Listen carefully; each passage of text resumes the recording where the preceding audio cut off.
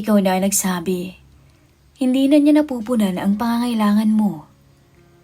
Kaya habang wala siya, ako muna ate. Sisiguraduhin ko sa'yo. Pasasayin kita habang nandito ako. At hinding-hindi mo yun makakalimutan. Dear Miss Love, ako po si Darian. 19 years old pa lamang. Bunso ako sa aming tatlong magkakapatid. Alam kong bagets pa ako kung titingnan. Pero alam ko sa sarili kong sigurado ako sa mga bagay-bagay. Isa na roon ang lihim kong paghanga kay Ate Rosel, ang asawa ng Kuya Dino ko. Oo, mali, alam ko. Pero simula pa lang nung una kong makita si Ate Rosel, natulala na ako. Hindi lang dahil maganda siya, kundi dahil may aura siya na hindi ko maipaliwanag. Maputi, mainhin at may dating. Doon ako nagkaroon ng pagnanasa sa kanya, na nauwi sa isang gabing pagtatalik, hanggang sa ilang beses na ulit. Opo, Miss Love. Habang wala si Kuya, ako ang nakakasalo ni ate sa kama. Ngayong bakasyon ko, dahil walang masyadong ginagawa sa probinsya, nagpunta ako sa kanila. At hindi ko sukat akalain na doon mangyayari ang matagal ko ng pantasya. Si Kuya Dino, 31 anyos, abala sa trabaho, engineer, laging nasa site, minsan umaabot pa ng buong magdamag bago umuwi. Kaya halos si Ate Rosel lang ang madalas kong kasama sa bahay. Wala pa silang anak, hindi ko lang alam kung bakit. Noong una, medyo naiilang ako. Sila lang kasing dalawa ang magkasama dati tapos bigla akong makikitira. Pero si Ate Rosel, sobrang bait niya. Inaasikaso niya ako. Darren, kumain ka na ba? Huwag kang maghihiya kung may kailangan ka ha. Simpleng mga salita lang, pero iba ang dating sa akin. Lalo na kapag sabay kaming nanonood ng TV sa sala. Habang wala pa si Kuya. May mga pagkakataong nahuhuli ko siyang tumatawa sa simpleng biro ko. At doon nagsimula, na biruin ko siya ng biruin. Habang kumakain kami isang gabi, napunta ang usapan sa edad ko. Bata ka pa talaga Darren no? Sabi ni Ate Rosel habang inaabot ang kanin. 19. Naku, marami ka pang pagdadaanan. Ngumiti ako. Oo nga ate, pero hindi porket bata pa wala nang alam ah. Natawa siya. Ang yabang mo ha, kala mong tanda-tanda na kong magsalita. Ano ka ba ate? Sagot ko sabay kindat. Marunong na akong magseryoso kapag gusto ko. Natigilan siya sandali. Natawa ulit. Pero yung tawa niya may halong iling na. Ikaw talaga? Kung ano-anong sinasabi mo. Magkaibang-magkaiba kayo ng kuya mo. Ang kuya mo'y napakaseryoso. Sa loob-loob ko, nakakalusot na yung mga biro ko sa kanya. Pero hindi ko inakala na masasanay kami sa ganoon. Unti-unti, yung biruan ko o biruan namin, naging pilyo na. Sa mga simpleng palitan ng salita, unti-unting nagiging magaan ang loob namin sa isa't isa. Pero para sa akin, hindi lang basta magaan. May halo ng excitement. Para bang bawat biro, bawat titig, may ibig sabihin na lampas na sa pagiging bayaw ko. Isang hapon habang umuulan, wala si Kuya. Nasa site. Ako'y nasa terrace. Lumabas si Ate Rosel na may dalang kape. Para hindi ka ginawin, biro niya, sabay abot ng tasa. Salamat ate. Mahirap talaga pag walang kayakap. Madalas ginawin, biro ko. Natawa siya. Tahimik lang kami sandali. Pinapanood ang pagbuhos ng ulan. Alam mo, bigla niyang sinabi, akala ko dati hindi ka marunong makipag-usap. Yun pala kabaliktaran. Ngumiti ako. Marami ka pang hindi alam ate sa akin. Buti lang nagbakasyon ako dito para magkakilala rin tayo ng maigi pa. Hindi siya kumibo. Pero napansin kong tumingin siya sa tasa. Parang iniiwas ang mga mata niya sa akin. Bakit? Gusto mo pa ba akong makilala ng maigi? Tanong niya kalaunan. Nagkibit balikat ako. Oo naman. Tsaka gusto kitang kausap palagi. Napatingin siya. Ilang segundo ring walang nagsalita. Tapos siya na ang tumawa para basagin yung katahimikan. Loko ka talaga. Marunong ka na talaga mambola.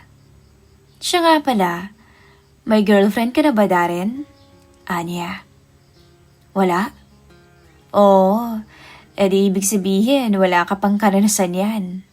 Naku, bata ka pa nga. Natatawa niyang sabi. Yun ba ang tingin mo sa akin? Sabi ko.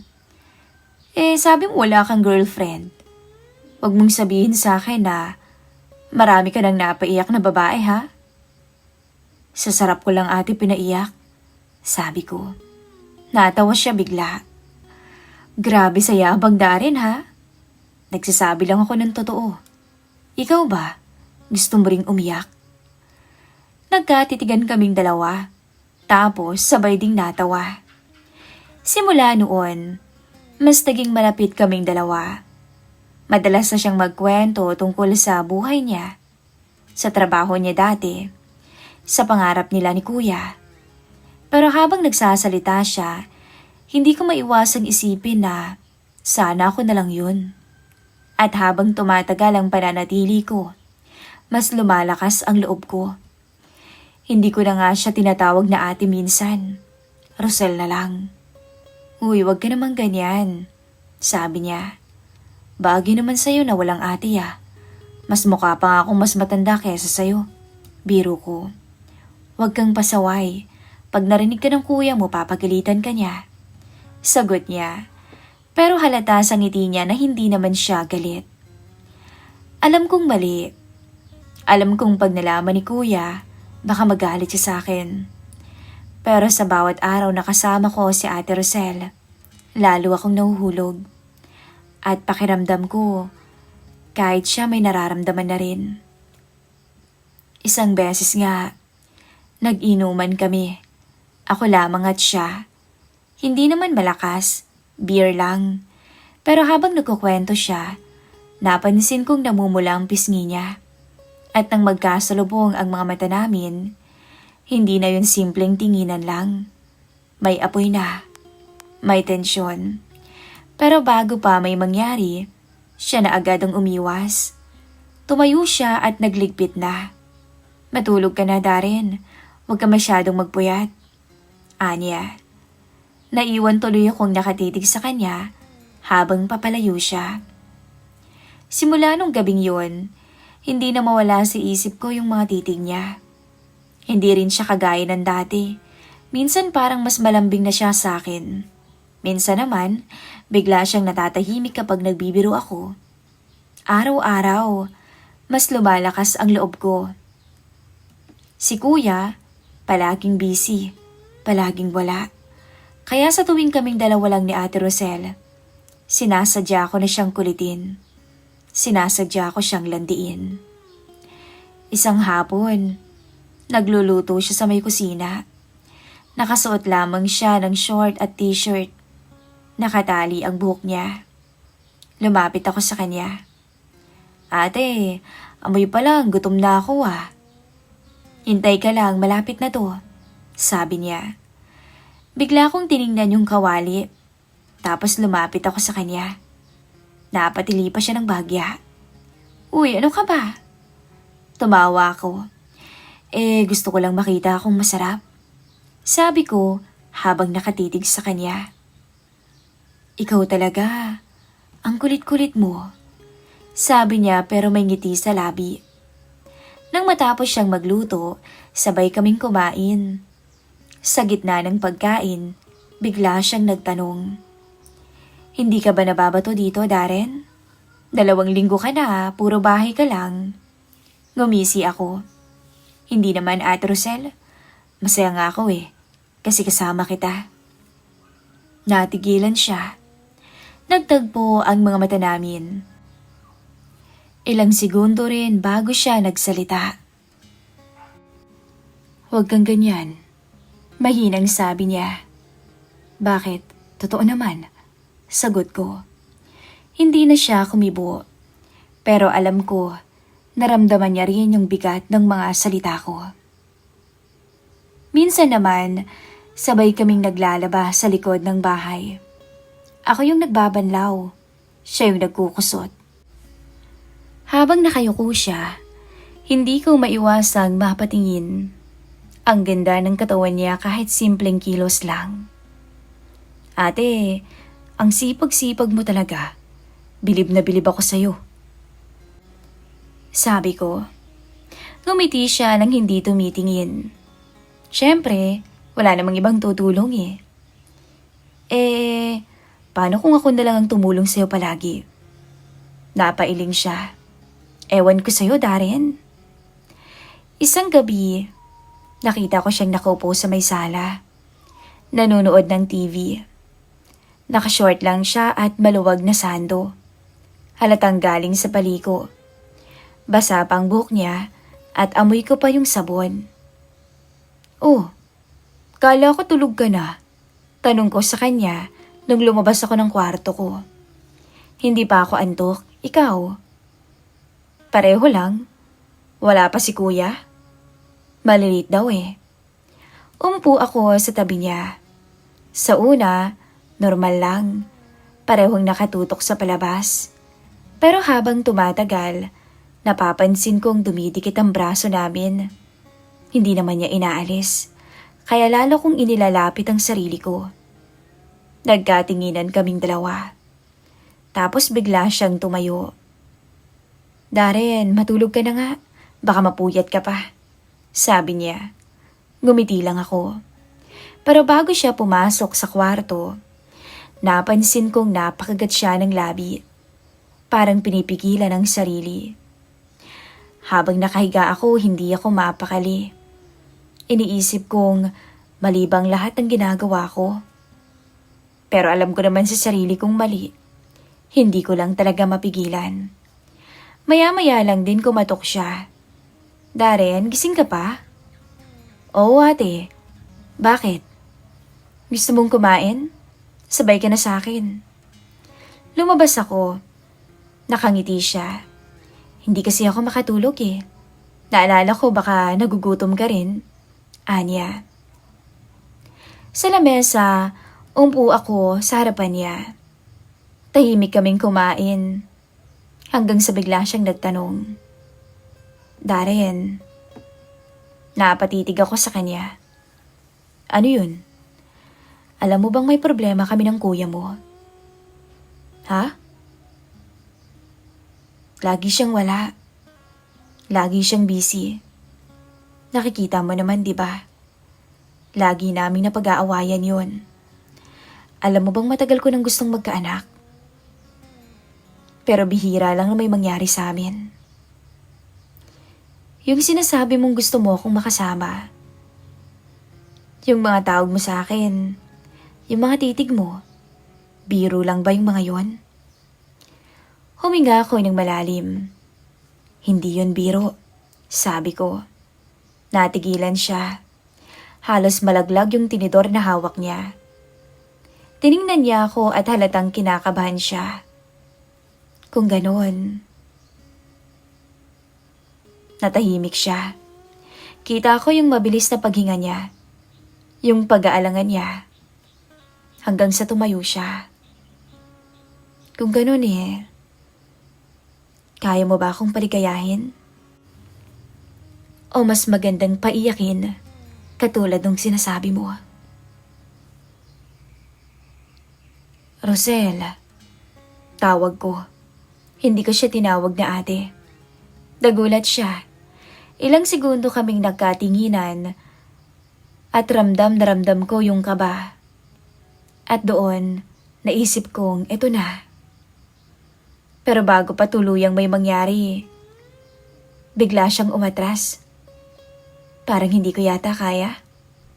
Wika niya at mabilis tumalikod papasok sa kwarto nila.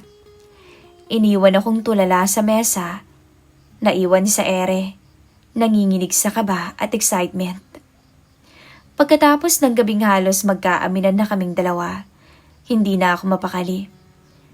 Paulit-ulit sa isip ko yung huling eksena. Yung kamay niyang hawak ko, yung pagtawag ko sa pangalan niya ng walang ate, at yung paraan ng pagkakatingin niya sa akin bago siya tumalikod. At lalong-lalo na, yung sinabi niyang kung pwede ko siyang paligayahin. Alam kong gusto niya, kahit hindi niya sabihin, ramdam na ramdam ko na sa mga titig niya, sa mga kilos niya, at sa mga sandaling pinipigilan lang niya ang sarili niya. At habang tumatagal, lalo akong nagiging sigurado, magiging akin siya. Hanggang sa dumating ang isang gabi, na nangyari na ang lahat. Si Kuya, 3 araw na hindi makakauwi dahil sobrang dami raw ng trabaho sa site. Nag-away pa nga sila ni ate. Ako ay tambay lang sa bahay, nag-aabang ng paglipas ng oras. Nang gabing yun, nanunood si Ate Rosel sa sala. Kakalabas ko lang doon ng banyo. Naka-short at puting sando lang. Umupo ako sa tabi niya. Ayos lang naman, normal lang, pareho kaming tutok sa palabas. Hanggang sa bigla akong naisip, ito na yata yung tamang pagkakataon. Rosel, tawag ko. Hindi ko ulit nilagyan ng ate. Lumingon siya. Ano?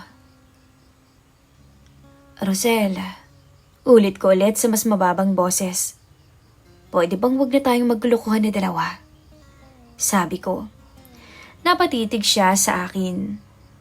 Kita ko sa mga mata niya yung kaba, pero hindi siya sumagot. Darren, pinipilit kong pigilan ang sarili ko. Mahina niyang sabi.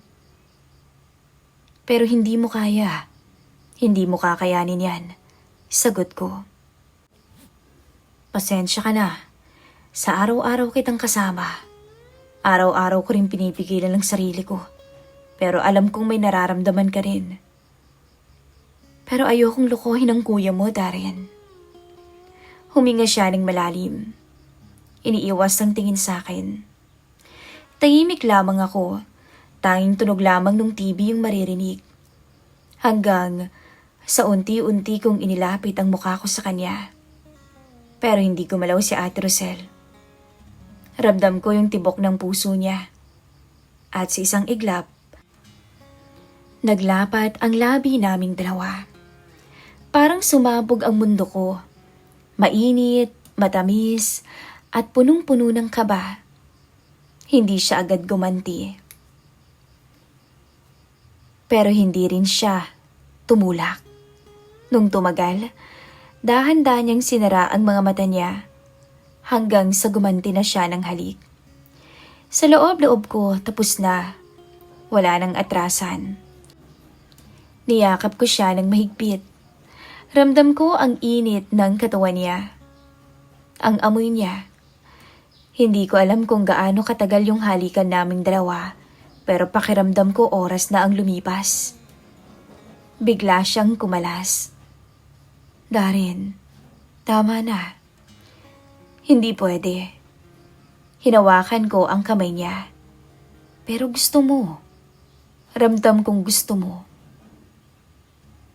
Kaya wag ka nang tumanggi. Wag mo nang pigilan ang sarili mo. Wala naman si kuya eh. Hindi naman niya malalaman. Akong bahala sa'yo.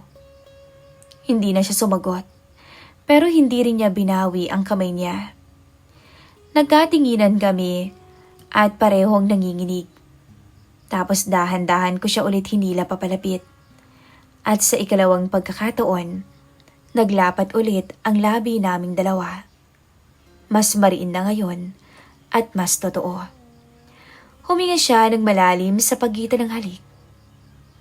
Si Dino. Wala naman siya, Ate Rosel. Huwag mo muna siyang isipin. Alam mo namang abala siya, hindi ba? Sagot ko na halos pabulong.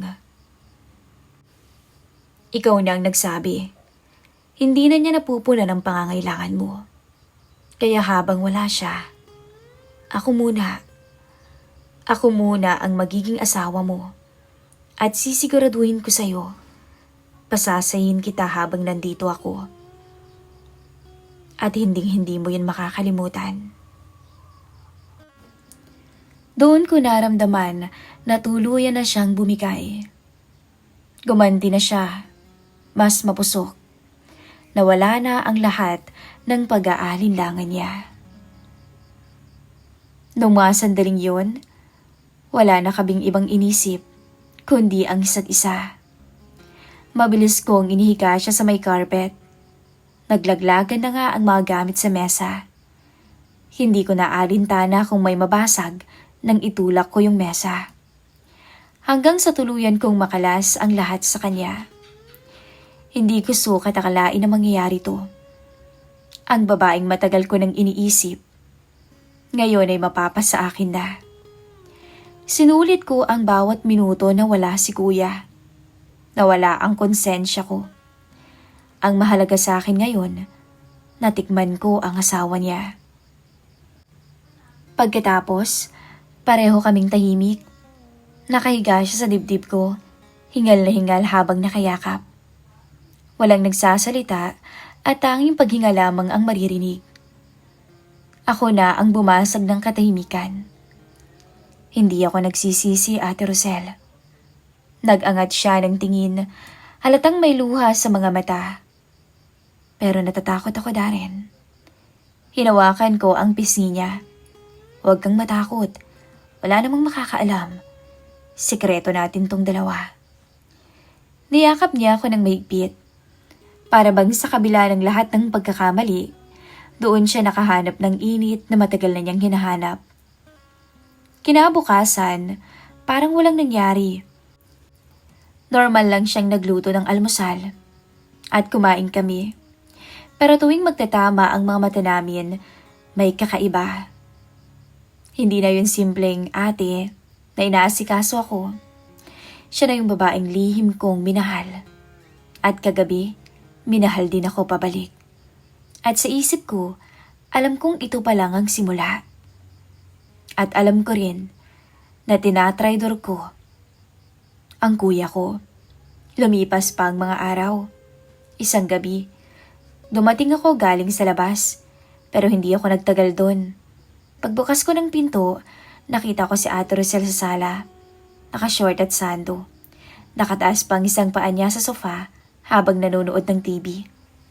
Napatingin siya sa akin at ngumiti. Ang aga mo namang umuwi, Darren. Sabi niya sabay lipat ng channel. Wala rin namang ganap sa labas eh. Mas gusto ko rito. Kasama ka. Sagot ko. Umikot ang mga mata niya pero hindi maitatago ang ngiti. Lumapit ako at umupo sa tabi niya.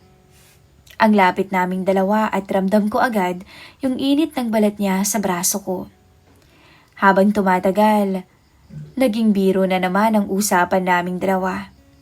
Hanggang sa umabot na naman sa limitasyon. Hinawakan ko ang kamay niya at imbis na alisin, hinayaan niya lamang. Darren, tama na nga yan. Mahina niyang sabi pero hindi naman niya inaalis ang kamay ko. Kung talagang ayaw mo, edi dapat noon pa, bulong ko. Ramdam ko na naman ang mabilis na tibok ng dibdib niya. At bago pa ako makapag-isip kung tama o mali, yumuko ako at sinubukan ko siyang halikan. Sandali siyang umiwas, pero sa pangalawa, nagtagpo rin ang labi naming dalawa. Nakakakuryente. At sa pangalawang beses, tuluyan naming dilampasan ang hangganan. Darren, baka umuwi ng kuya mo, bulong niya. Hindi pa yun uuwi. Alam mo namang gabing-gabi na siya lagi, di ba? Sagot ko, sabay hawak sa bewang niya. Hinila ko siya papunta sa may CR. Habang nakasandal siya sa pinto, magkahalo ang halik at daing namin. Pero maya-maya, bigla naming narinig ang kaluskos ng susi sa may pinto ng bahay. Parang biglang nawala lahat ng dugo ko sa muka. Bigla akong nanlamig. Si Ate Rosel mabilis na kumalas. Inayos ang buhok at damit. Ako naman, halos matapilok sa pagmamadali. Pumasok ka sa loob, bilis. Magbukas ka ng shower. Pabulong niyang utos. Binuksan ko agad ang shower para marinig na para bang naliligo ako. Si Ate Rosel naman, mabilis na pumunta ng kusina. Pagkabukas ng pinto, boses ni Kuyang narinig ko. Rosel, andito na ako. Oh, Han, kumain ka na ba? Sagot ni ate. Ang aga-aga mo yata ngayon. Anya pa na parang wala lang nangyari. Ako naiwan sa loob ng CR. Kinakabahan. Binabasa ko ang mukha ko para magmukhang galing sa pagligo. Paglabas ko, nakaupo na si Kuya sa lamesa. Oh, andito ka na pala, bunso. Akala ko ba'y aalis ka at sa labas na magpapalipas ng gabi? Sabi niya. Umuwi na rin ako, kuya, kaagad. Wala naman akong gagawin eh. Palusot ko. Tumingin ako kay Ate Rosel. Nakatungo siya, pero kita ko ang pamumula ng pisngi niya. Habang kumakain kami ng hapunan, pareho kaming tahimik ni Ate Rosel. Sa bawat kagat ko ng pagkain, ramdam ko ang kaba at init ng eksenang halos mabuko kami. Akala ko pagkatapos ng muntikan na kaming mahuli, titigil na ang lahat. Pero hindi pala ganun kadali. Para bang mas lalo pa kaming tinulak ng takot at kaba papunta sa isa't isa. Kada makikita ko si Rosel, hindi ko na siya nakikita bilang asawa ng kuya ko. Nakikita ko siya bilang babae. Isang babaeng bumigay sa akin, sa mga hawak ko, sa mga halik na bawal. Lumipas pa ang ilang araw, si kuya gaya ng dati, late na naman kung umuwi. Ako, nasa sala at nag-i-internet. Si Ate Rosel abala sa kusina. Tinitingnan ko siya mula sa likod. Ang hubog ng katawan niya, ang ganda ng balakang niya, pati ang simpleng pagtali ng buhok ay para bang nakakapang-akit.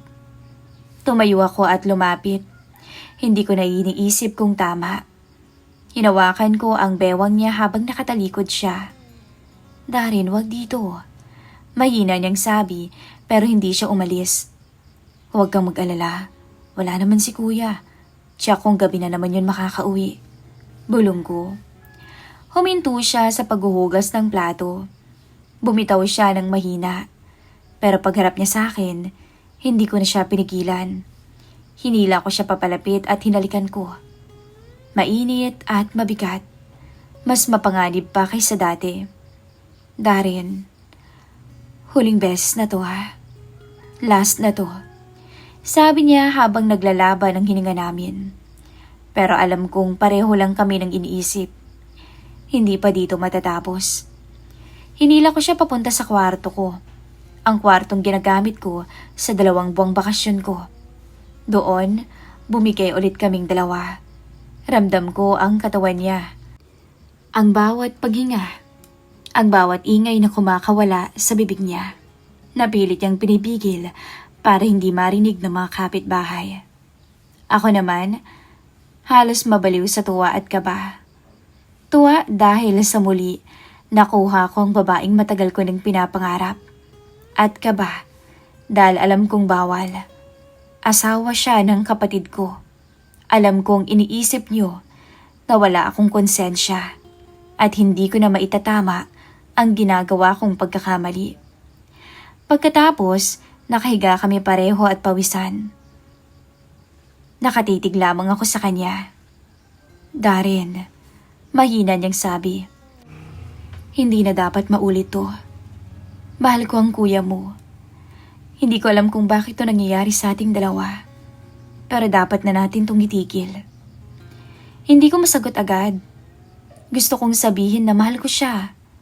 Gusto kong sabihin na simula pa noon, siya na ang babaeng nasa isip ko, pero wala akong lakas ng loob. Ang lumabas lang sa bibig ko ay, "Pasensya ka na ate. Pero sa pag-alis ko dito, ibabalik din kita kay kuya." Tahimik kami ng ilang minuto, hanggang sa bumangon na siya at nag-ayos ng sarili. Lumabas ng kwarto. Naiwan akong mag-isa. Nakahiga, hawak ang dibdib ko na parang sasabog sa bigat ng kasalanan ko. Maya-maya, narinig ko na ang tunog ng gate. Dumating na si kuya. Parang biglang bumagsak ang mundo ko. Lumabas ako ng kwarto.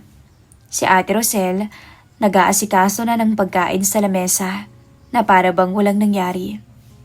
"Bunso," bati ni kuya. "Halika na't kakain na. Malapit ka nang umuwi. Salamat dahil may nakasamang Ate Rosel mo dito. Hindi siya nag-iisa kapag wala ako. At least kahit papaano ay naging kampante ako." Napatingin ako kay Ate Rosel. Nagtagpo ang mata namin dalawa. Nandoon ang takot, ang guilt, at ang sikreto na kailanman ay hindi dapat malalaman ni kuya. Ngumiti ako kay kuya at sinabing, "Siyempre naman kuya, nandito ako para alagaan si ate. Akong bahala sa kanya." Pero sa loob-loob ko, alam kong hindi yun ang totoo.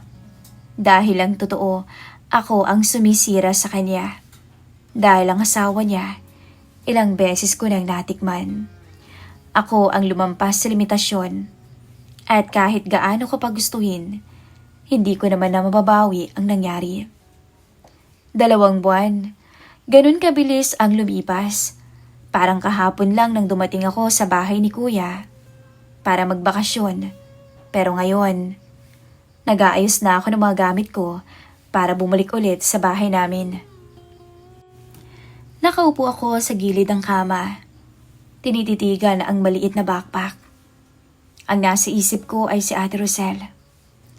Sa loob ng 2 buwang yun, hindi ko akalaing mangyayari ang mga nangyari. Simula sa mga biruan, titigan, hanggang sa mga halik na lumampas na sa limitasyon. At ang mga gabing tuluyan kaming bumigay. Yun ang alaala na kahit anong mangyari, hinding-hindi ko makakalimutan. Pero tama siya. Kailangan na naming tapusin ang lahat bago pa mahuli. Habang nakaupo ako roon, ramdam ko ang bigat ng konsensya. Alam kong mali, alam kong pinagkatiwala siya sa akin ni kuya.